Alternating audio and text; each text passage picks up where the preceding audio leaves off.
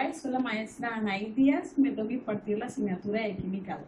El día de hoy trabajaremos desde casa, pues el maestro Sergio Mario Arredondo Salas, director general de Cobay, nos invitó a sumarnos para continuar el desarrollo de nuestro programa académico debido a la contingencia. Bien, el día de hoy vamos a iniciar el momento número 3.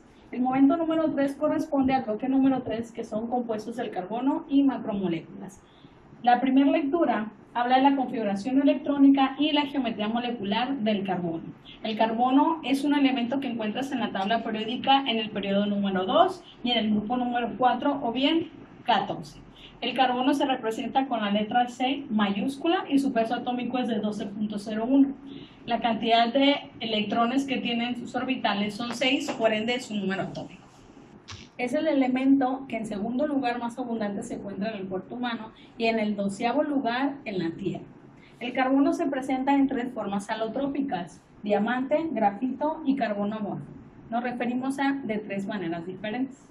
Su número atómico es de 6, por lo tanto su configuración electrónica correspondería a 1s2, 2s2 y 2p2, en donde se suman sus 6 electrones, y luciría de la siguiente manera. Primer orbital con sus 2 electrones apareados, segundo orbital con sus 2 electrones apareados y 2 orbitales libres. Es decir, están buscando un compañero para generarse estabilidad. Esta configuración electrónica es su estado basal o estado de mínima energía, es decir, la más estable. Este elemento puede formar una cantidad sorprendente de compuestos superiores al resto de los elementos de la tabla periódica. ¿A qué se debe esto? Es decir, esta propiedad de formar tantos compuestos, bueno, a algo que se conoce como hibridación. Hibridación es una teoría y no es nada más que el acomodo de orbitales o bien combinaciones de orbitales para formar orbitales diferentes. Se presentan en este caso 3 tipos de hibridación: sp, sp2 y sp3. En la sp no es más que la combinación de un orbital s con un orbital p para formar 2 orbitales sp. Es decir, tengo un par en el orbital 1s, pero aquí tengo 2 solos y acá tengo otros 2 solos. Es decir, ellos me van a dar la oportunidad de formar enlaces con otros elementos, principalmente el hidrógeno. En la hibridación sp2 es la combinación, decíamos, de un orbital s más 2 orbitales p, y esta me va a dar a su vez 3 orbitales sp2, es decir, 3 orbitales híbridos. Y lo podemos observar en la siguiente figura. Tengo un par apareados y 3 orbitales híbridos, más un p libre. Las moléculas que tienen la hibridación sp2 marcan un ángulo de 120 grados. En la hibridación sp3 es una combinación del orbital 1s más 3p, que nos va a dar a lugar 4 orbitales sp3, y lo podemos observar aquí. ¿Qué es esto? No es nada más que estos apareados, pero estos no, y es un brinquito de un electrón que está representado con una flecha invertida hacia el último orbital p, dando la oportunidad de 4 electrones libres que se van a poder unir a otros elementos para formar enlaces. El ángulo que tienen estas moléculas de hibridación sp3 es de 109.5 grados. Los compuestos del carbono pueden adoptar 3 geometrías moleculares. La primera es la tetraédrica, es decir, tiene esta representación. A la segunda le vamos a llamar trigonal plana y a la tercera le vamos a llamar lineal. La hibridación sp3 corresponde entonces a la forma geométrica tetraédrica. La hibridación sp2 corresponde entonces a la trigonal plana. Y para la sp tenemos la lineal. Esas propiedades que alcanzamos a ver del carbono nos van a servir para una cosa que vamos a aprender en la lectura número 2. Los tipos de cadena, las fórmulas de representación y la isomería de los compuestos que pueden representar el carbono. Los compuestos del carbono pueden ser de 2 tipos. Unos acíclicos o de cadena abierta. Los acíclicos son esos compuestos que no se cierran de sus extremos. Y puede haber cíclicos o de cadena cerrada, que son en donde se unen y no hay inicio ni final, están unidos los 2 extremos. Estos acíclicos o de cadena abierta son también llamados lineales. Pueden ser saturados y pueden ser no saturados. Los compuestos saturados son aquellos que tienen enlaces simples, es decir, sencillos. Y los no saturados son aquellos que tienen doble o triple enlace, o también llamadas ligaduras. Estos enlaces se van a formar de un intercambio, es decir, de un préstamo de electrón con electrón entre un elemento y otro. En este caso el carbono y el hidrógeno, o bien carbono-carbono. Estos saturados o no saturados pueden ser lineales, como el que tenemos aquí arriba o aquí abajo, o bien pueden ser ramificados, tanto saturados como no saturados. Dentro de los cíclicos podemos encontrar dos, homocíclicos y heterocíclicos. Los homocíclicos todos tienen solamente carbono e hidrógeno, y los heterocíclicos son carbonos que tienen otros elementos, además del hidrógeno, como puede ser, por ejemplo, el oxígeno, el nitrógeno, el azufre, entre otros. Dentro de estos homocíclicos podemos encontrar a los cíclicos y también a los aromáticos. Los cíclicos son derivados de compuestos alifáticos y se observan como si fueran una figura geométrica. Por ejemplo, este que tengo aquí tiene la forma de un triángulo y se llama ciclopropano. En cada unión de enlace podemos encontrar un carbono con sus respectivos hidrógenos.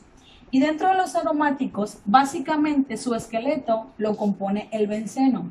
El benceno es un compuesto como este, es un hexágono que tiene 3 dobles ligaduras y se van a representar como un círculo, porque esas dobles ligaduras van a brincar de un enlace a otro como si bailaran.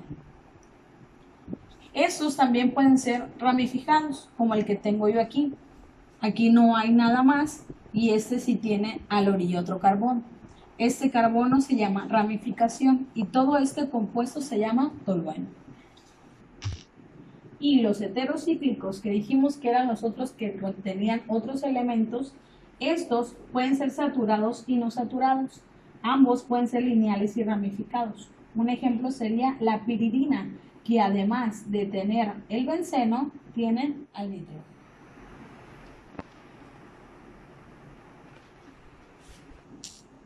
Estos compuestos que mencionábamos de manera anterior los podemos encontrar en diferentes tipos de fórmulas. Una fórmula química no es más que un modelo matemático para representar a un compuesto utilizando los elementos que los constituyen.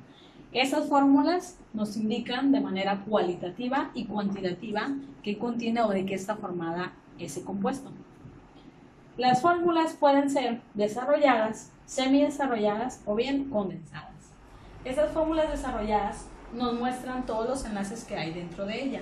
Por ejemplo, en este compuesto que se llama propano, alcanzamos a ver los enlaces que hay entre carbono y carbono y bien los enlaces que hay entre carbono e hidrógeno.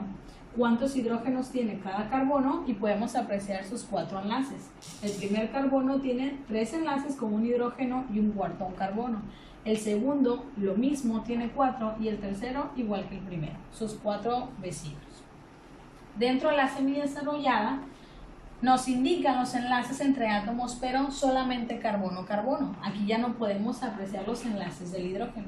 Sin embargo, alcanzamos a ver que tiene 3. Por ejemplo, el primer carbono del propano tiene sus 3 hidrógenos que están marcados del lado derecho.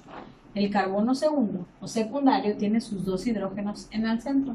Y el último, los mismos 3 que se pueden apreciar aquí. Y la tercera fórmula es la condensada. Esta forma es la forma abreviada de representar la composición molecular de la sustancia, es decir, es lo más pequeño. Voy a contar igual del propano, sus 3 carbonos y sus 8 hidrógenos. Esos compuestos tienen una propiedad. Esa propiedad se le llama isomería. La isomería no es más que igual fórmula, igual proporción, pero diferente estructura y diferentes propiedades. La isomería puede ser de cadena, puede ser de posición y puede ser de función. Dentro de la isomería de cadena podemos encontrar uniones de átomos entre sí en un orden diferente.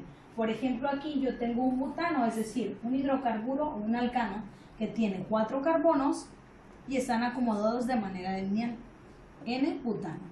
Y de la misma manera, si yo cuento abajo, encuentro un isobutano que tiene sus 4 carbonos, pero están acomodados de diferente manera. Misma cantidad de hidrógenos, misma cantidad de carbonos, pero acomodados de manera distinta, por ende son diferentes compuestos. Dentro de la isomería de posición hay un cambio de lugar entre átomos distintos al carbono. Por ejemplo, el 1-propanol, que es el que tengo yo aquí, contiene 3 carbonos y un OH. Y aquí abajo tengo el 2-propanol, tiene sus mismos 3 carbonos y un OH, pero en distinta posición. Aquí lo podemos encontrar al extremo y aquí lo podemos encontrar en el centro. Son 2 compuestos diferentes. Y la tercera, que es la isomería de función. Son diferentes grupos funcionales, pero la misma fórmula molecular. Si observamos aquí, encontramos 2 carbonos, 6 átomos de hidrógeno y un átomo de oxígeno. Y en su fórmula semidesarrollada encontramos los 3 carbonos, los 5 hidrógenos y el del OH, 6. Y este compuesto se llamaría etanol. Sin embargo, en la parte inferior encontramos un compuesto distinto, el éter dimetílico, en donde tenemos los mismos carbonos, los mismos hidrógenos, pero en posiciones muy distintas. Con esto daremos terminada la segunda lectura. Y por favor, quédate en casa.